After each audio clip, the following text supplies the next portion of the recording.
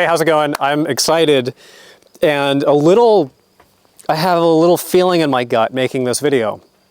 I'm not totally sure what that feeling is. It's part trepidation and part excitement.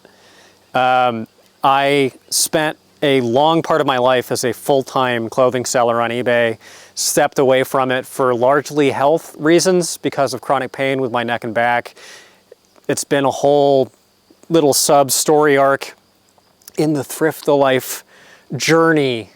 That journey has wound up back with me having big bags of clothing. I miss it. I think that's the thing. I miss doing it. I was thrifting just for clothing for myself. I'm back home here in California in between travels, probably on a more semi-permanent basis than what I was doing before, which was spending most of my time abroad and just coming home for holidays and quick, breaks. I think it's gonna be at least probably 50-50 travel and back home. So it just makes sense financially to do something like this that I can toggle on and off on vacation mode when I'm gone and coming back. But really, like I said, I just miss this part of my life. I miss being Thrift to Life. I have been book pilled for a while. I have a second channel that I started after this channel where I review books, mostly science fiction books. And that's become way more successful than I thought it would be. Originally, it was just kind of a pet project and it's blossomed into my main living. And that has taken up the lion's share of my time. And because I haven't been reselling on this channel and I've been focused on the books, this channel has kind of fallen by the wayside, which makes me feel bad. And it makes me feel like I want to water the garden. I'm not ready to give up Thrift to Life, and I'm not really ready to give up clothing reselling either, and eBay selling generally. And I don't need to do this financially. I just kind of wanna. So as long as my health is okay and I'm not in severe pain, I just want to keep doing this a little bit on a smaller scale, just as a hobby, as a side hustle, part-time thing, doing what I was doing before, something like the low volume, high velocity selling that I was doing at scale before, but in a closet, stored in a couple of bins somewhere in the house, out of the way. I don't want it to scale up again to take over my life. The clutter issue is something that I would like to avoid, but man, I want to do this again. I just want to be in the damn zone. Anyway, if you're new to the channel, I'm sure you don't give a shit about the backstory. You just want to see the clothing. I have picked up quite a bit of it. This is going to be my little seed inventory for a new eBay store. That's another part of the plan. I think I'm just going to start a brand new eBay store, build it up from scratch. It just seems like a fun thing to do because I've only had the one account ever. Started it like 6 or 7 years ago at this point, and also because I want to reevaluate my processes that I was following before. I definitely feel that I was doing most things right, but eBay has changed.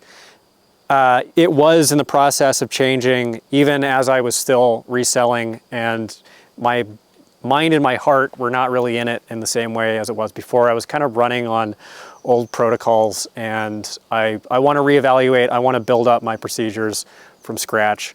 And hopefully that'll be educational for you and will also make me more effective as someone who can offer advice. So sorry for the long preamble, but I feel that, it's apropos because this is a big moment, I think. Let's go through the clothing and let's go chronologically. This is the haul where I made the leap. I was actually up all night a couple nights ago, unable to sleep, thinking about this, pondering and weighing the pros and cons, and finally just going with my gut. So this is where my gut led me, a little local thrift shop. The first item is actually not clothing, it is a video game item. This is a Mad Catz. Remember Mad Catz? I'm sure you do. Good old Mad Catz GameCube memory card. Still in the packaging. It's like 50% sell-through, but video game stuff just is easy to list and flip. Ooh, this feels good. Columbia PFG shirt. This is a men's 3 extra tall. PFG has come and gone, and it apparently is still good. I did run comps for most of this stuff just to double check because I am rusty. This is a fishing shirt, 3 extra tall. It is the Bahama line. We are getting out of fishing season, especially for short sleeve shirts. So this might take a little longer to sell, especially because I have to start an account and get beyond my newbie selling limits. I don't know what that process is like these days, but you know, we'll see. New with tags, Under Armour polo with a Torrey Pines golf course embroidered hit on the chest.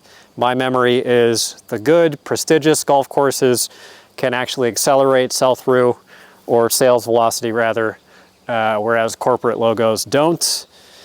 We'll check and see. We will see. I probably would not have gotten this had it not been new with tags, but this was merely $6. So I feel that that was good, and good size XL. Don't know if I said that before. This feels nice. Some Under Armour pants. I don't remember buying these. These are golf pants. Oh, yes I do. These are the Showdown pant. Sorry if you're wobbling. You're on a rather skinny tripod and it's windy. I don't have any experience, to my memory, selling Showdown pants. Under Armour golf pants, however, were historically good, and the sell-through was really good on Showdown. So I grabbed it. Here's something I grabbed for myself. This is just a vintage, big lapel, 70s or 80s short sleeve button-up shirt, and it's got this cool feather pattern on it. So you will see me,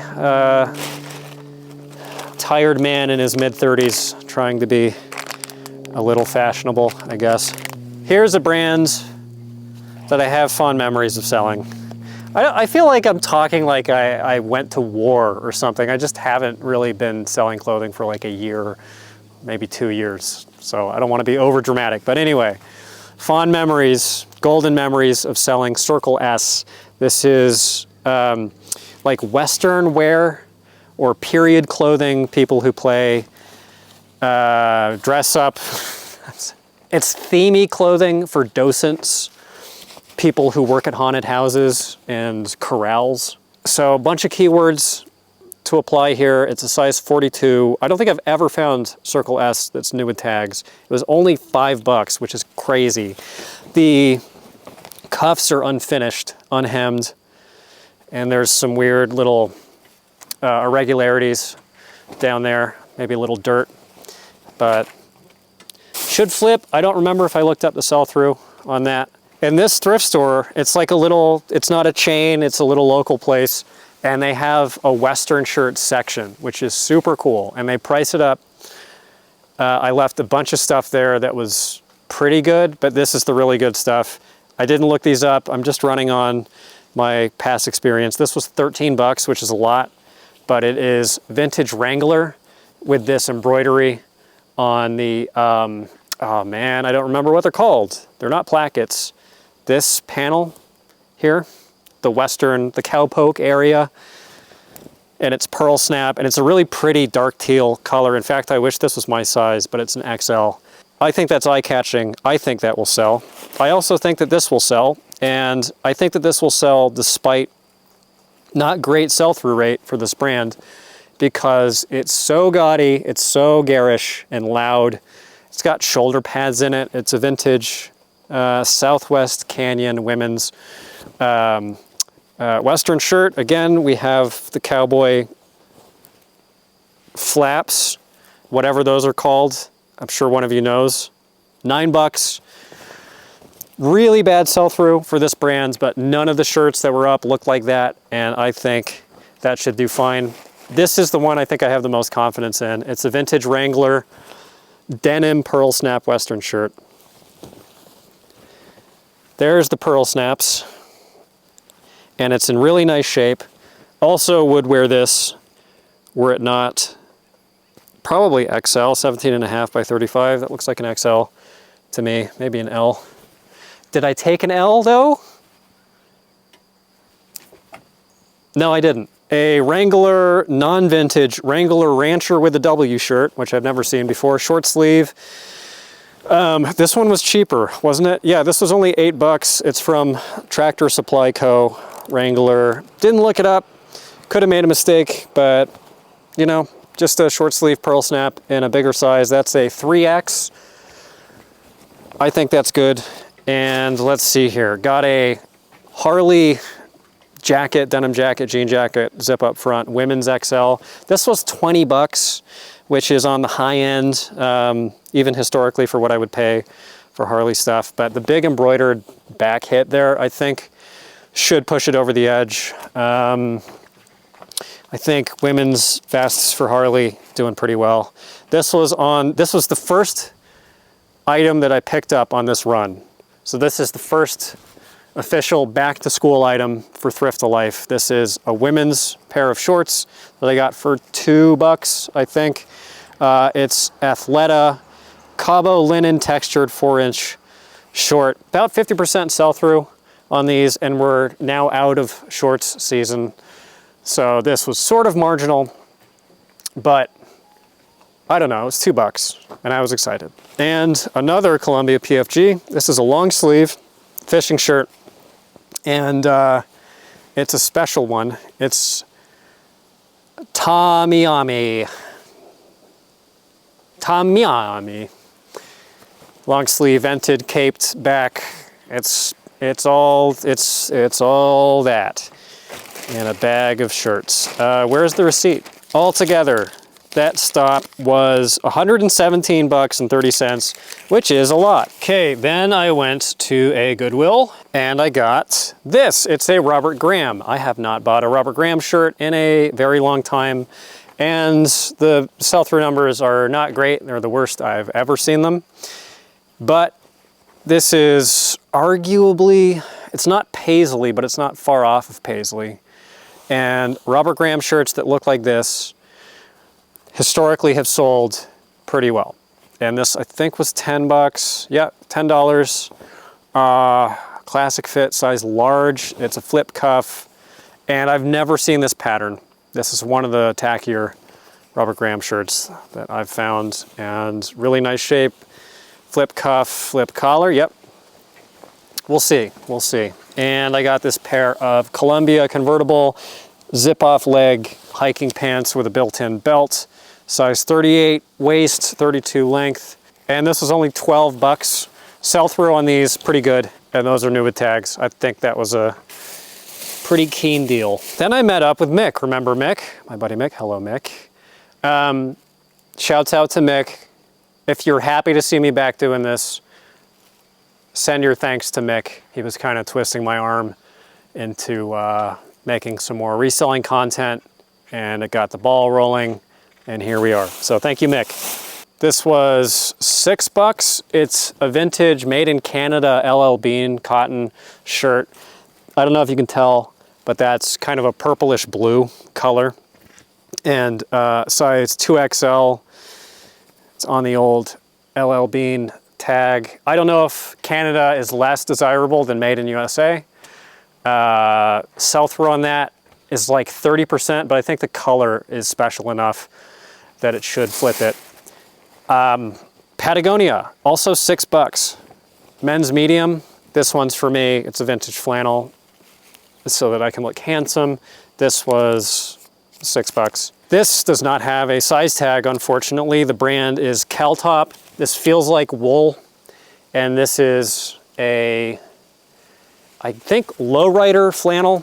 I saw that keyword in a bunch of comps. It's this long sleeve flannel, pretty scratchy, although there is no material tag, no size tag. Caltop USA. Sell-through on this looks pretty good. Not 100%, but pretty good. This was $6 as well. Went to a Salvation Army. They were having, serendipitously, a half-off clothing sale today, which was cool. Was recognized, which hasn't happened in a long time. Hello, Jojo. First of all, I got a mechanical keyboard for myself for, I think this was $7 or something. Pretty good. Got a big bowl. I like a big bowl. And here's the clothing. I got a Lululemon XL t-shirt, standard price. I think standard price is like $5 or $6. No, it was like $3 for t-shirts. So this is probably $1.50. In immaculate looking condition. It's a size XL and it still has the pull tag on it, which they typically don't. This is probably for me, it's a Mack Weldon sweater. The sell-through on these, so-so, but it fits me really well, and it's excuse me, really comfortable. So this might be in the handsome pile. Used to be a great resale brand. I think it fell off a couple years ago. I was happy to find a Sims t-shirt, still good, size XL, graphic t-shirt. It's got a couple goobers on it, but should still flip. That's one of my favorite brands ever. This is a crazy shirt. This may be worth 40, 50 bucks. I just saw a couple comps and they looked promising. The brand is Gani, some designer thing made in Portugal. It's a women's t-shirt, pretty sure. And it's a bunny, not your daddy's bunny, bunny with edge. And it has some scum on the collar that hopefully will wash out. I don't remember the name for these, the proper name, but I looked up the style number and 100% sell-through on these. Should be worth upwards of 20 bucks, seems to be my memory. It has something on it that needs to be washed. I don't know what that is, but I will wash it. I will wash it. Then I stopped at a Goodwill. That is, I think at this point, the most expensive Goodwill I've ever been in. Average price for a shirt was 12 to 15 bucks, which kind of especially hurts because historically it's a very important thrift store to me. It's one of the first ones that I started thrifting at with the intent to resell. Bittersweet visit because it has gone to the dogs. However, found some good stuff. This is actually a great resale brand. I have to decide if I want to keep this because it fits me really well, and I've almost never found polo shirts that look even halfway good on me. Western Rise, amazing resale brand. I don't think I've ever even found it. This was only 9 bucks, which is on the low end for this Goodwill, so I got really lucky.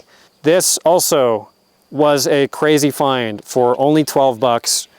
It's Smart Wool, one of the best resale brands in all of men's clothing in my experience and my observation. Size medium, teal sweater. This might be women's because it's pretty long. I'll see if I can find a style code or something. No, maybe it's men's. I didn't actually screen this, and I forgot to screen the other item in this bag as well. But even if it has holes in it, that will still sell. Most Smart Wool stuff does not look this nice either. It's more purpose-oriented. So I think that should flip pretty easily for over 30 bucks would be my guess, having not looked at the comps. I did run comps for this one, and I just went with a gut check despite so-so sell-through numbers because it's also merino wool. This is performance merino from a brand called Stoic that I've never found before, never tried to sell it before. It's half wool, half polyester, but it's this long sleeve base layer. In a non-ideal size, it's a men's small, but this kind of stuff has always sold itself. I've never had a problem selling this smoother, lighter weight, performance-oriented merino for hiking and exercising, so on and so forth. This stuff has always been good. I'm just running on instinct and experience with that one. And we'll see, generally, we will see. Also from that Goodwill, I found 2 of these totes that will go under my bed. And I think that is where a bunch of this clothing inventory will end up living. And perhaps most importantly of all, I am now a yardstick guy. I'm a yardstick seller. Stopped at an antique store on a whim, wondering if they had these, and they did. So that was 6 bucks. It's an antique yardstick sandwich by Fedco Foods yardstick. So I'm gonna just be doing flat lays on the floor for now. We'll see if I upgrade actually back to the inflatable mattress system. If you remember that, I think that actually might be the best solution. Hopefully there is a what sold video coming. I can't promise that there will be a ton of this reselling content on a frequent basis, because I want this to be like a fun side thing that I do for fun and profit. Hey, there we go. I feel good. I feel that this is correct. I feel that this is the correct decision. Hope you agree, and see you soon.